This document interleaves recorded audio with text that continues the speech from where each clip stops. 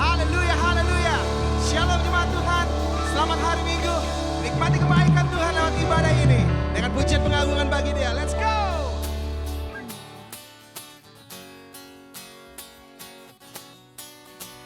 Oh yeah. Sungguh kau dahsyat. Sungguh kau dahsyat. Here we go.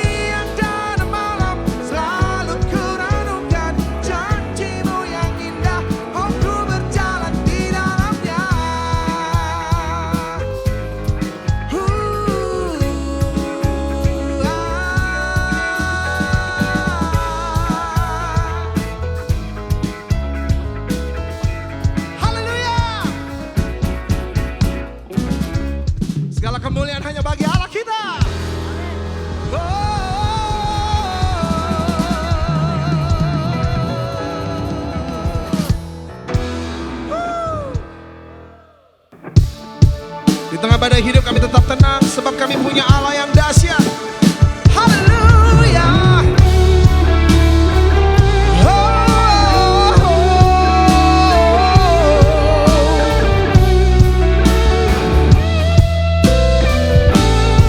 Naungiku dengan kasih-Mu.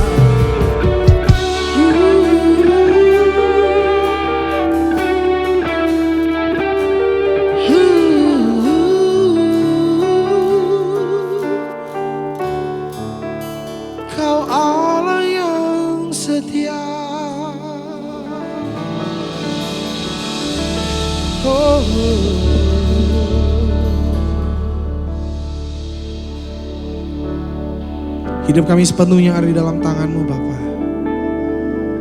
Engkau sendiri yang menggambar dan merancang kehidupan kami penuh dengan damai sejahtera.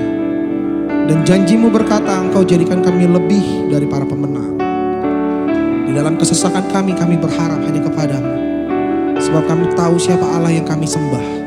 Allah yang hidup, Allah yang memberikan pertolongan, Allah yang cakap dalam segala hal, Allah yang ada di dalam kami, kepunyaan kami, kebanggaan kami. Kami naikkan pujian di hadapan-Mu. Thank you Jesus, thank you Lord. Come on. Dalam kesesakanku Kau beri kedamaian-Mu. Dalam keraguan ku temukan wajah-Mu.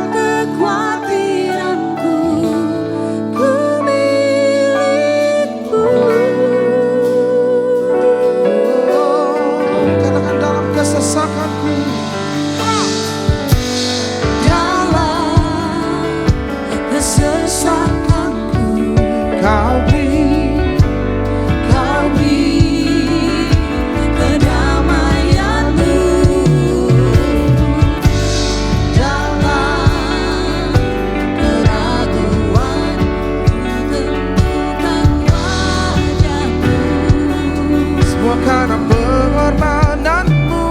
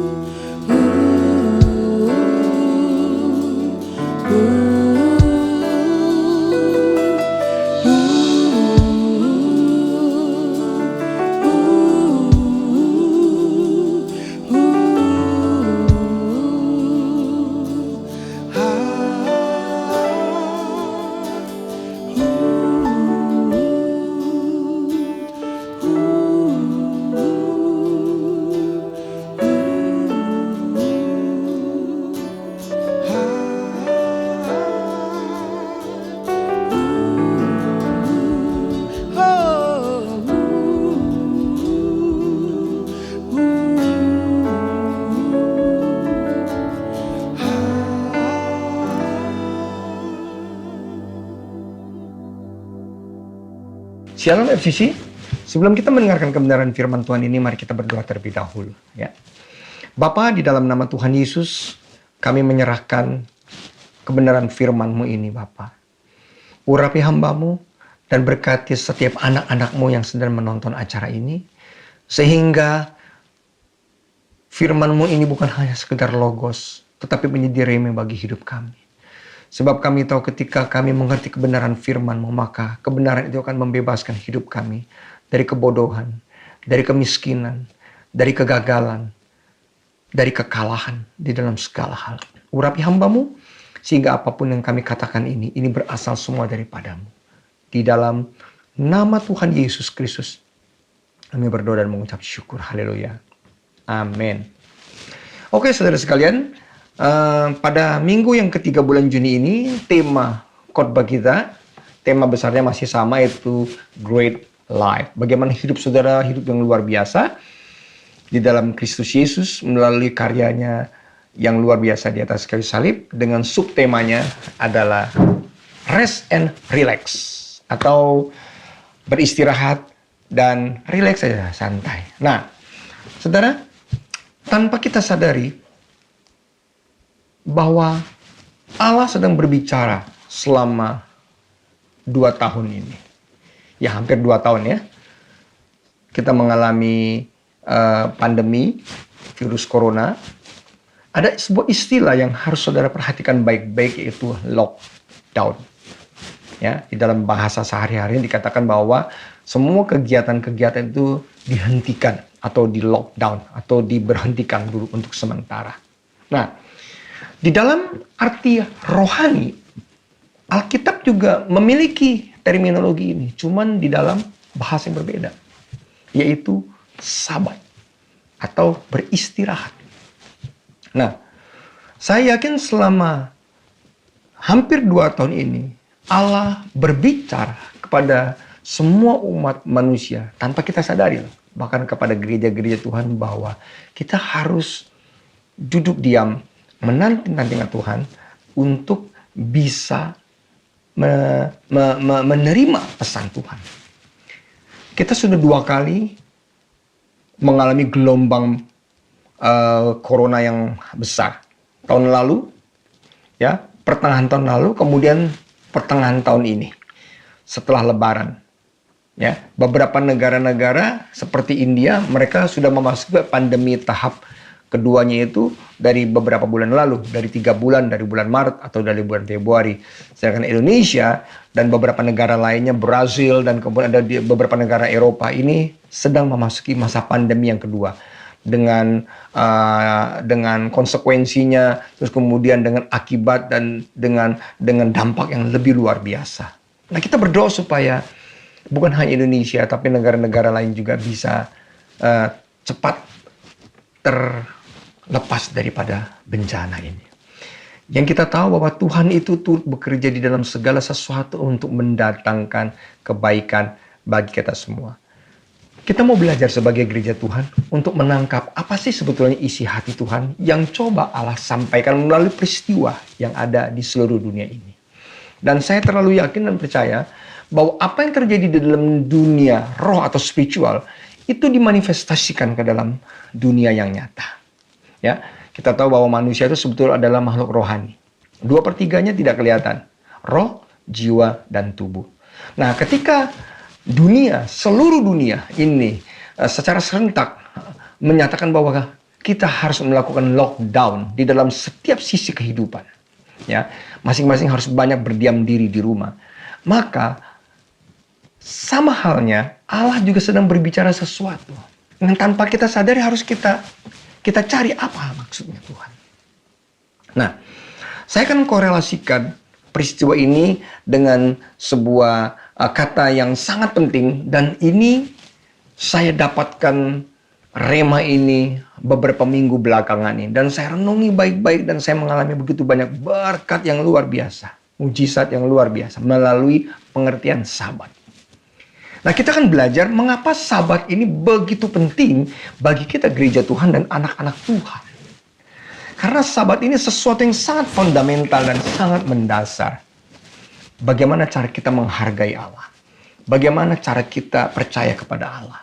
Bagaimana cara kita berhubungan dengan Dia. Dan bagaimana cara kita yakin bahwa Allah itu ada. Nah, kita akan mulai dulu. Di dalam Kejadian yang kedua, ayat pertama dan kedua. Jadi setelah Allah menciptakan langit dan bumi, Dia katakan gini, Kejadian yang kedua, ayat pertama sampai kedua. Demikianlah diselesaikan langit dan bumi dari segala isinya, ketika Allah pada hari ketujuh telah menyelesaikan pekerjaan yang dibuatnya itu, berhentilah pada hari ketujuh dari segala pekerjaan yang telah dibuatnya itu. Kata-kata berhenti dalam bahasa Ibraninya, Alkitab itu ditulis, Alkitab Perjanjian Lama itu di dalam bahasa Ibrani dikatakan sabat. Tapi di dalam bahasa Yunaninya sabaton. Artinya rest, beristirahat, berdiam diri, menarik diri dari setiap kegiatan. Nah, tetapi kata-kata sabat atau berhenti bukan berarti Allah itu kelelahan. Karena Dia menciptakan langit dan bumi, no. Tapi Allah itu sedang menikmati hasil ciptaannya. Dia sedang mengagumi hasil ciptaannya. Dan apa yang Allah lakukan yang lebih penting dari itu? Di dalam Kejadian yang kedua, ayat yang ketiga dia katakan, lalu Allah memberkati hari ketujuh itu dan menguduskannya, karena pada hari itulah ia berhenti dari segala pekerjaan penciptaan yang telah dibuatnya itu. Jadi dia bukan hanya sekedar berhenti. Dia menikmati seperti seorang seniman setelah dia membuat taman, katakan seorang tukang kebun atau seorang arsitektur setelah dia melihat hasil ciptaannya, atau seorang dokter bedah plastik, dia mulai menikmati. Dia mulai menikmati hasil ciptaan. Dan bukan hanya itu yang Allah lakukan, yang unik. Allah seorang seniman. Dia memberkati dan menguduskan. He bless and sanctify. Make it holy. Nah, kita akan pelajari benar-benar. Kenapa kita nih harus melakukan hari Sabat? Dan apa sih akibatnya ketika kita taat melakukan Sabat? Atau juga sebaliknya, apa akibatnya ketika kita tidak melakukan perintah Tuhan, Sabat? Yang pertama kita akan bahas dari segi why atau mengapanya. Mari kita lihat. Kenapa hari Sabat itu penting dan wajib harus kita kerjakan dan kita lakukan? Yang pertama, dikatakan di dalam Keluaran 20 ayat 8 sampai 11, ingatlah dan kuduskan hari Sabat, 6 hari lamanya engkau akan bekerja dan melakukan segala pekerjaanmu, tetapi hari ketujuh adalah hari Sabat Tuhan Allahmu. Maka janganlah melakukan sesuatu pekerjaan engkau atau anakmu laki-laki atau anakmu perempuan atau hambamu laki-laki atau hambamu perempuan atau hewanmu atau orang asing di tempat kediamanmu. Sebab 6 hari lamanya Tuhan menjadikan langit dan bumi, laut dan segala isinya. Ia berhenti pada hari ketujuh. Itulah sebabnya Tuhan memberkati hari Sabat dan menguduskannya.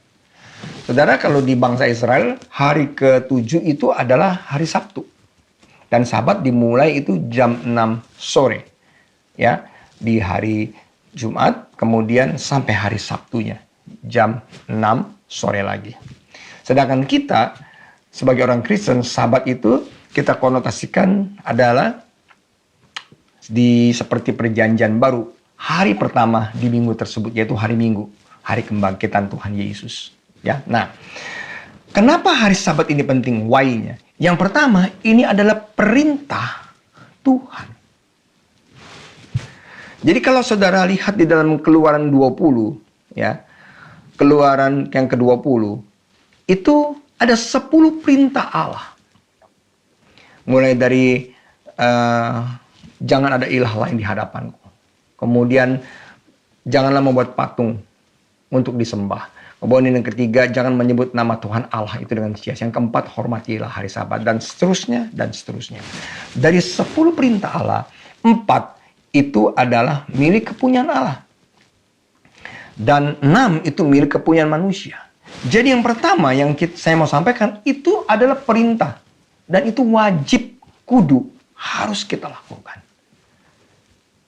Firman Allah katakan, Kalau kita mengasihi Allah, maka kita akan menuruti firman-Nya. Tuhan Yesus berkata kepada murid-murid, "Jikalau engkau mengasihi aku, maka lakukan segala firman." Nah, hari Sabat ini perintah, bukan hanya sekedar himbauan. Saudara lakukan, itu berkenan di hadapan Tuhan, dan tidak dilakukan berarti kita melanggar aturan itu. Makanya hukumnya ketika zaman dahulu, ketika bangsa Israel hidup masih di dalam perjanjian lama, mereka itu dihukum rajam, dilempar batu, padahal cuma melakukan kegiatan.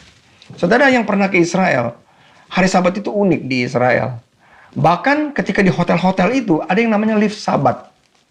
Jadi kalau kita masuk ke lift Sabat itu, orang-orang Israel atau Yahudi, mereka itu banyak makan di hotel kalau hari Sabat itu, karena mereka tidak masak di rumah. Nah, kita tidak boleh mencat itu. Karena mereka juga tidak boleh melakukan, bahkan mencat lift sekalian. Dan lift itu akan berhenti di tiap lantai. Lift Sabat namanya, ya. Nah, sampai sedemikian rupa mereka tuh menghormati Bapa di surga, menghormati hukum-hukum Tuhan. Ya, makanya kita tidak heran melihat bangsa ini menjadi bangsa yang unggul di muka bumi. Itu aja mereka hidup di dalam perjanjian lama. Nanti kita akan lihat di perjanjian baru pun Yesus berkata bahwa Dia adalah Tuhan atas hari Sabat. Ya, dan Yesus pun melakukan hari Sabat. Bukan tidak ada hari Sabat di perjanjian baru. Nah, yang pertama, ini perintah Tuhan. Dan yang kedua yang saya katakan tadi, bahwa hari Sabat itu milik kepunyaan Tuhan. Sabat is belong to God. Kita lihat di dalam Yeskiel 22 ayat 8. Ketika Allah begitu murka, marah dengan bangsa Israel, maka salah satu kemurkaannya adalah ini yang dia katakan. Di dalam Yeskiel 22 ayat 8, penyebabnya. Yeskiel 22 ayat 8, engkau memandang ringan terhadap hal-hal yang kudus bagiku, dan hari-hari Sabatku kau najiskan. Dalam bahasa Inggrisnya, you despise my holy things and my profane my Sabat. Sabat itu milik kepunyaan Allah, yang saudara tidak boleh kotak-katik. Kalau saudara lakukan itu, berarti kita menghormati Tuhan dan kita melakukan sebuah tindakan profetik bahwa kita percaya Tuhan itu ada. Ya. Nah, ada beberapa hal kepunyaan Tuhan yang saudara tidak boleh ambil. Ya, kalau tadi yang pertama itu perintah hari Sabat, yang kedua itu kepunyaan Tuhan. Apa aja sih kepunyaan Tuhan kita tidak boleh ambil? Ya, ada 4 hal. Nomor 2 A, B, C, D. Yang pertama pujian. Pujian itu punya Tuhan. Yang kedua persepuluhan. Ya, Malaikat 3:10 dikatakan jangan coba-coba saudara mengambil persepuluhan, itu mencuri milik kepunyaan Allah.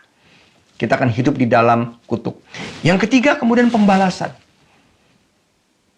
Ya, di dalam perjanjian baru dikatakan pembalasan itu milik Tuhan. Dan yang keempat adalah Sabat atau hari yang dikuduskan. Nah, kalau kita mengambil hal yang punya Tuhan, yang milik Tuhan, itu kita mencuri. Kita mencuri waktunya Tuhan. Kita mencuri istilahnya apa yang menjadi bagiannya Tuhan. Dan kita akan berhadapan dengan Allah sendiri. Kemudian, yang ketiga, kenapa kita harus melakukan hari Sabat? Simpel, saudara. Dikatakan di dalam Kejadian yang kedua, dia katakan Allah yang ketiga adalah memberkati hari itu. Saudara akan kehilangan berkat ketika saudara tidak menghargai hari Sabat. Dan yang keempat, Allah menguduskan, sanctify.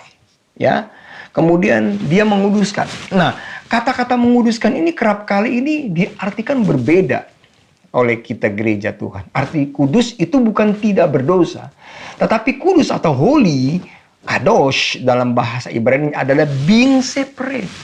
Dipisahkan untuk sebuah tujuan khusus. Being separated, ya, untuk sebuah tujuan khusus, for the special purpose. Contoh, kalau kita punya pasukan, ada 100. Ya, pasukan, dipilih 10 pasukan itu untuk menjadi pasukan Kopassus, itu namanya dikuduskan. Kalau kita punya ruangan di rumah, kayak saya ini, ruangan ini saya gunakan untuk ruangan berdoa. Saya memisahkan ruangan ini untuk ruangan berdoa. Kalau di dalam dunia kedokteran, ada satu ruangan yang disterilisasi, dipisahkan, namanya ruang operasi misalnya. Alat-alat juga bisa kita pisahkan. Nah, disterilisasi, dikhususkan untuk tujuan khusus. Ya, alat-alat operasi itu harus steril semuanya. Jadi segala sesuatu yang kita pisahkan untuk sebuah tujuan khusus, itu kita sebut, kita kuduskan. kita pisahkan. Jadi ini tidak ada hubungannya dengan berbuat dosa dan tidak. Seperti itu ya. Jadi kata-kata holy itu artinya kita dikuduskan. Makanya di dalam kamus kekristenan, orang Kristen adalah orang-orang kudus. Orang-orang yang dipisahkan. Seperti itu. Nah, saudara, hari ini, hari Sabat, ini adalah hari yang memang Tuhan pisahkan untuk sebuah tujuan khusus. Apa tujuannya? Untuk memberkati saudara dan saya. Dia ingin bersekutu dengan saudara dan saya.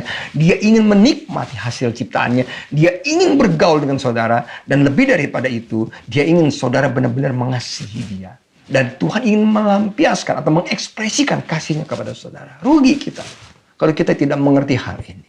Makanya saya minta saudara, mulai hari ini, kita hormati hari Sabat.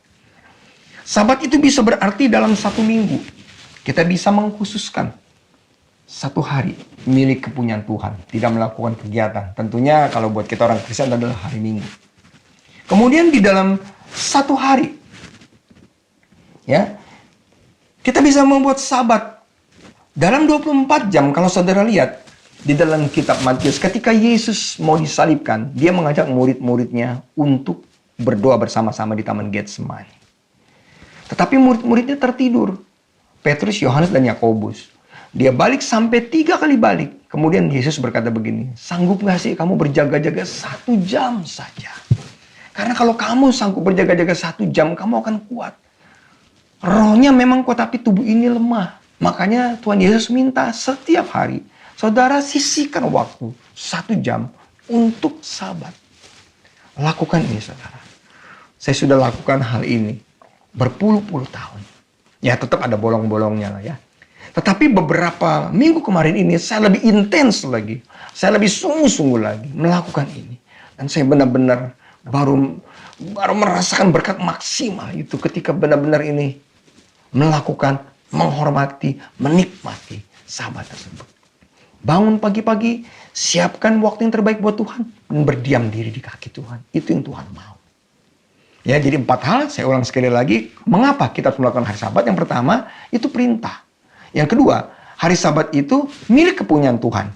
Yang ketiga, saat hari Sabat, dia ingin memberkati saudara dan saya hasil ciptaan. Yang keempat, dia menguduskan, memisahkan buat sebuah tujuan khusus. Tujuannya, ya ini dia. Ya, dia ingin menyatakan kasihnya kepada saudara dan saya. Nah, kemudian apa hasilnya ketika kita melakukan Sabat? Saudara, dengar baik-baik. Ketika bangsa Israel keluar dari tanah Mesir, dan mereka di padang gurun selama 40 tahun, Tuhan mengirimkan mana setiap hari.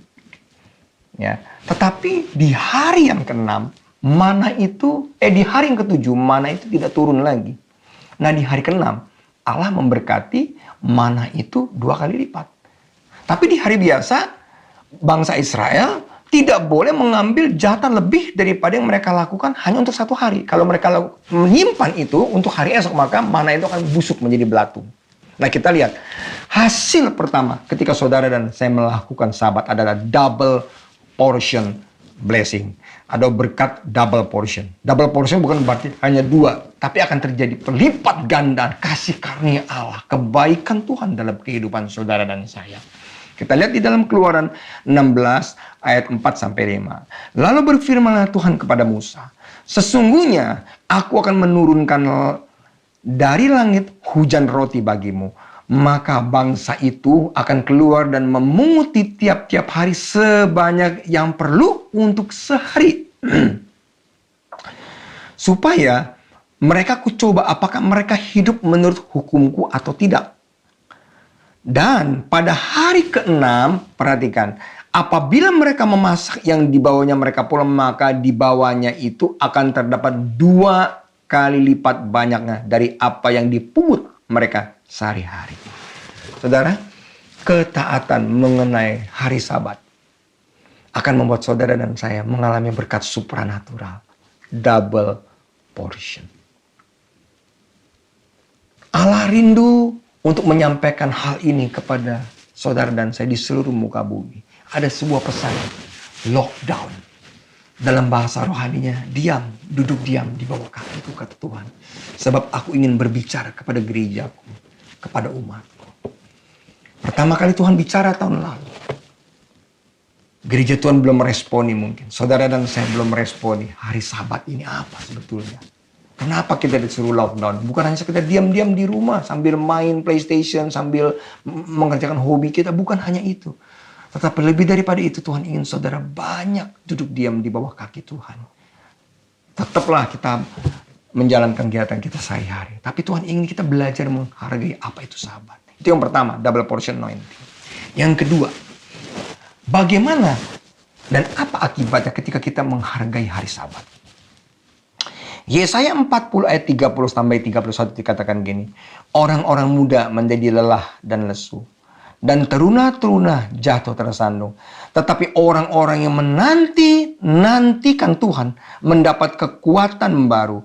Mereka seumpama Raja Wali yang naik terbang dengan kekuatan sayapnya. Mereka berlari dan tidak menjadi lesu. Mereka berjalan dan tidak menjadi lelah. Kata-kata waiting upon God atau menanti-nantikan Tuhan, duduk diam, itu Sabat. Yang kedua, ketika saudara dan saya menanti-nantikan Tuhan, maka tubuh kita diperbaharui. Pikiran kita, mindset kita diperbaharui. Kemudian kesehatan kita diperbaharui. Bahkan dikatakan orang muda menjadi lelah dan lesu. Teruna-teruna jatuh tersandung, tetapi ada tetapinya orang yang menanti-nantikan dengan mendapat kekuatan yang baru.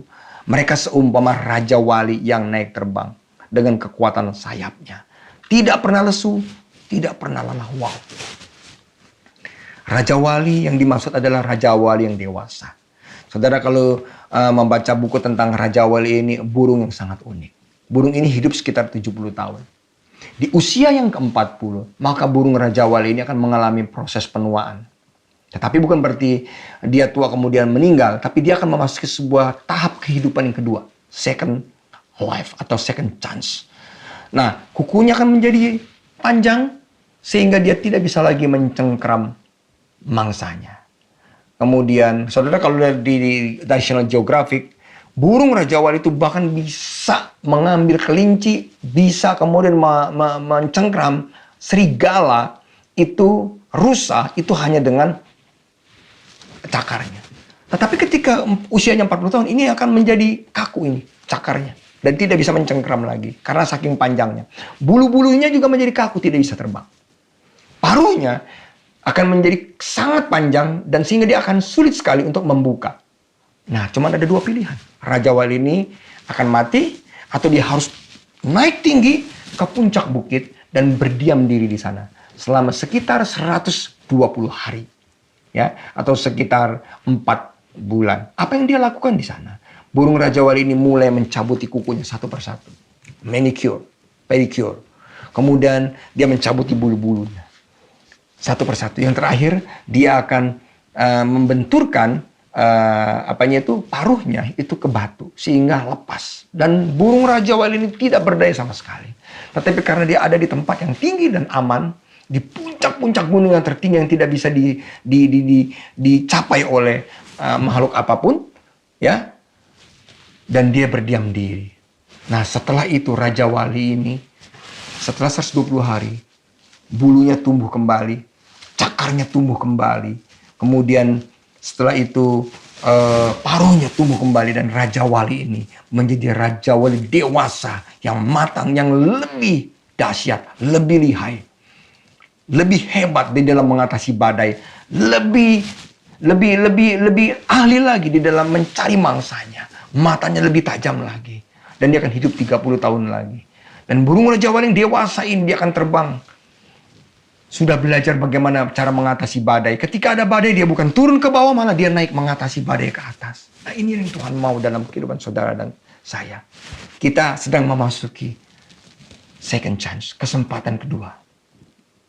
Di mana Tuhan sedang memberikan kepada saudara dan saya sebuah kekuatan yang baru, yang tidak pernah saudara pikirkan. Seperti burung Raja Wali.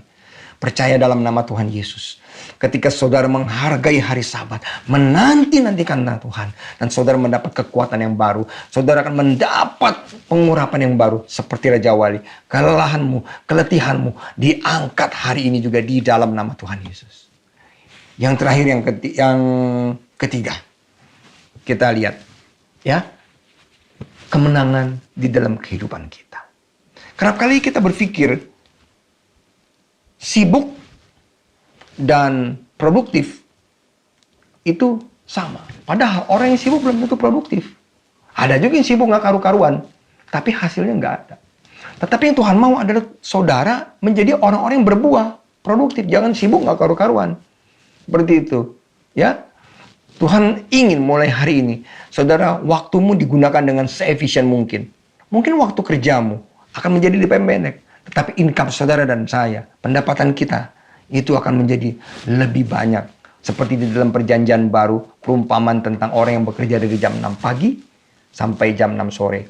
Dari jam 9 pagi sampai jam 6 sore. Dari jam 12 sampai jam 6 sore. Dari jam 3 sampai jam 6 sore. Kemudian yang terakhir dari jam 5 sampai jam 6 sore. Mereka memiliki upah yang sama.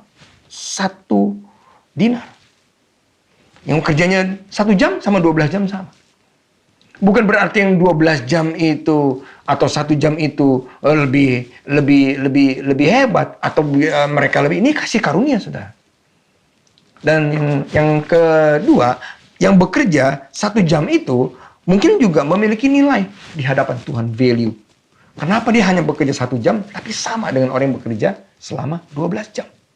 Nah, saya yakin dalam nama Tuhan Yesus, izinkan saya bernubuat ya dari tempat ini, dimanapun sudah mendengarkan, akan terjadi hal-hal yang luar biasa di dalam kehidupanmu, kreativitasmu, income-mu, asetmu, akan terjadi pelipat ganda ketika saudara menghargai hari Sabat. Oke, saudara, kemudian apa yang terjadi ketika kita tidak menghargai hari Sabat? Saudara, kita lihat ya, di dalam Ulangan yang ke-28, itu mulai dari ayat 1 sampai ayat yang ke-46, itu ada 2 pilihan di dalam kehidupan kita. Ketika orang menghormati atau melakukan kehendak Tuhan, dan mereka yang tidak menghormati dan tidak melakukan kehendak Tuhan. Cuman ada 2 pilihan, berkat atau kutuk. Mari kita baca dulu ya. Kita nggak akan baca semuanya. Bilangan yang ke-28 dikatakan begini, saudara. Ya, ayat yang pertama dulu dikatakan berkat. Jadi ada 2 nih. Ayat 1 sampai 14 itu berkat, ayat 15 sampai 46 itu kutuk. Jadi lebih banyak kutuk. Kutuk itu ada kalau kita hitung-hitung itu ada 31 pasal.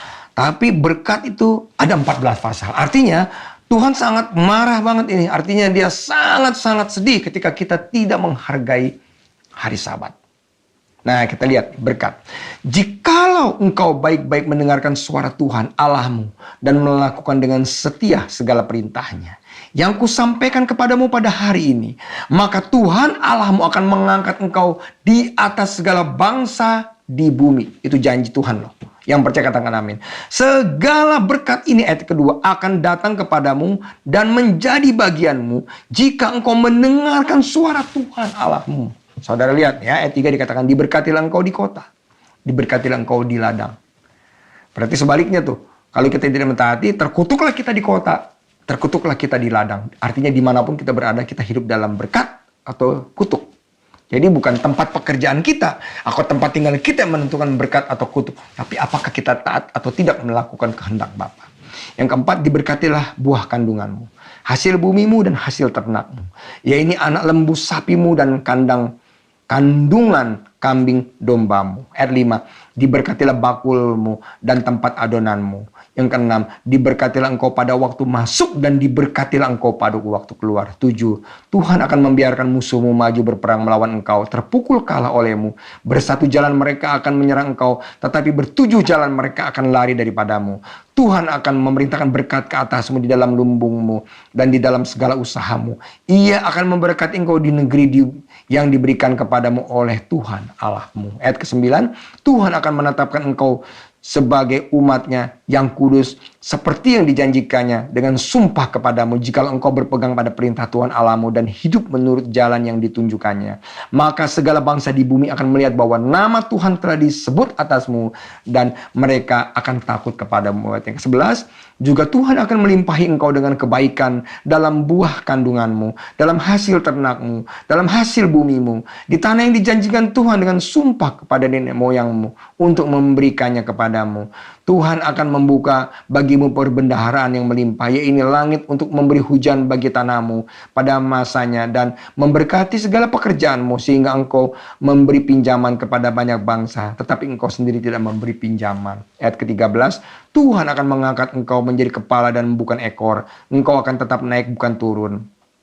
Apabila engkau mendengarkan perintah Tuhan Allahmu yang kusampaikan pada hari ini, kau lakukan dengan setia. Dan apabila engkau tidak menyimpang ke kanan dan ke kiri segala perintah yang kuberikan kepadamu pada hari ini dengan mengikuti Allah lain dan beribadah kepadanya. Oke, kalau yang putuk saya baca sebagian aja saudara ya. Nanti saudara bisa baca sendiri 15 Ulangan ke-28 ayat 15 sampai 46.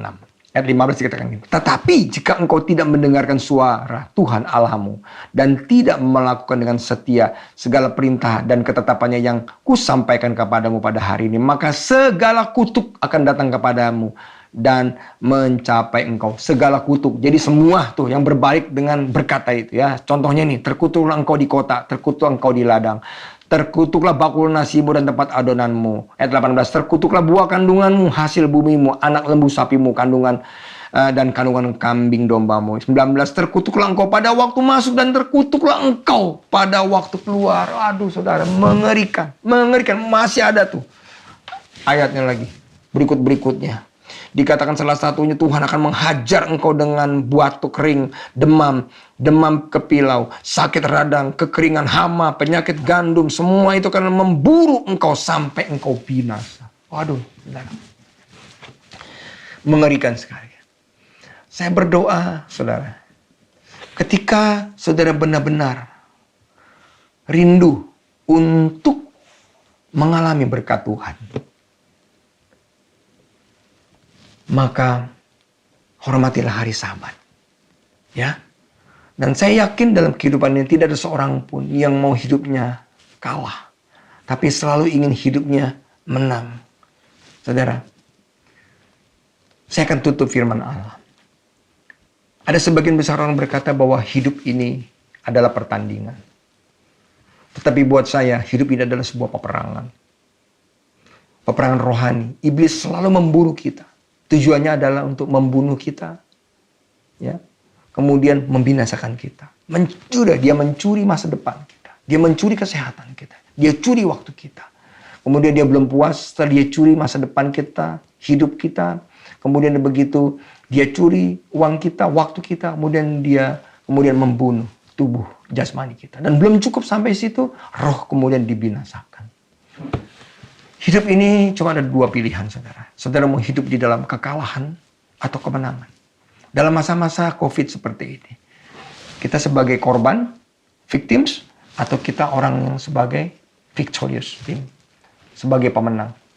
Saudara orang yang bisa memanfaatkan situasi, atau saudara yang tertindas dengan situasi tersebut.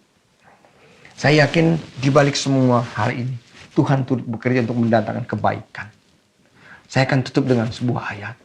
Kalau saudara dan saya mau mengalami kemenangan di dalam hidup ini, di dalam segala hal, saat yang Tuhan minta, taat, lakukan hari Sabat.